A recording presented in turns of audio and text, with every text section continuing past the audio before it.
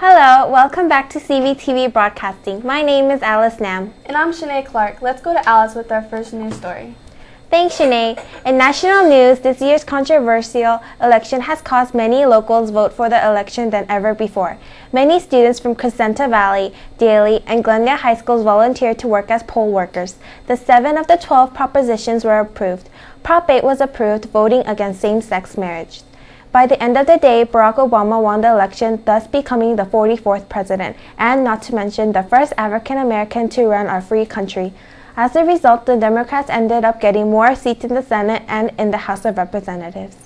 Crescenta Valley Sheriff detectives are warning parents of an attempted kidnapping in Montrose. A suspect described as a 30 to 40-year-old Hispanic with short spiked black hair, dark eyes, a slight accent with crooked and stained teeth, attempted to order a 10-year-old girl into his vehicle.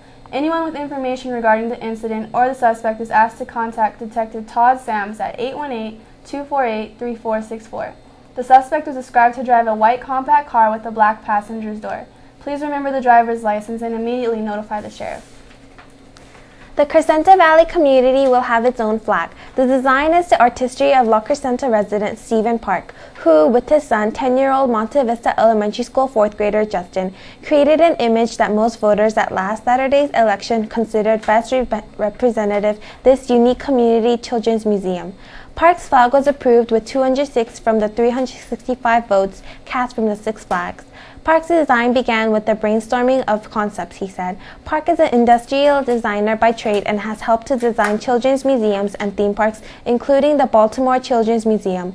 Park said it was fun to work with Justin on the project, bouncing ideas and working together on thumbnail sketches, before finally creating and submitting what became the winning design. Congratulations, Justin. Crescenta Valley's Zach Torres finished the race at the prestigious Mount SAC Invitational on Saturday morning. The Falcons, ranked 4th in CIF Southern Section Division I, turned in an excellent showing, finishing 4th behind 2-time state champion Saugus, which set a course record with a team time of 88 minutes and 18 seconds, and garnered 24 points. Dana Hill 68 points and Torrey Pines 100.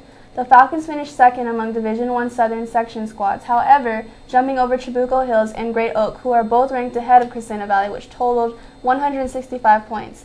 Carlotta Pham took 14th in the race in 18 minutes and 9 seconds, as she and Callister, 22nd, 18 minutes and 35 seconds, continued to go back and forth in grabbing the Falcons' top spot over the course of the season. I thought the girls ran really well, Evan said.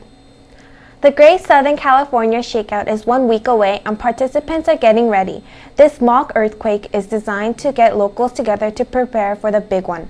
The mock quake is set to hit Southern California on November 13 at 10 a.m. Scientists, including Dr. Lucy Jones, the chief scientist from the Multi-Demonstration Project for Southern California, came up with a scenario of a 7.8 earthquake that travels along the San Andreas Fault. The drill will give agencies and the public a chance to test how they would respond to this type of disaster and gauge how prepared they really are.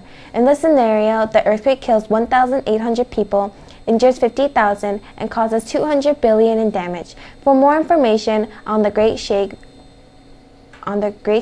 or to sign up as a participant, visit the website at www.shakeout.org. For those who would like to help with the CERT drill, not as a member but as a volunteer, contact Paul Dutton at 818-249-8378. That's all from us here at the studio. Thanks for watching. Be sure to have a fantastic rest of the week and remember to stay tuned for more CVTV broadcasting.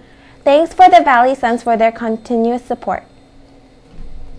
Let it go over again.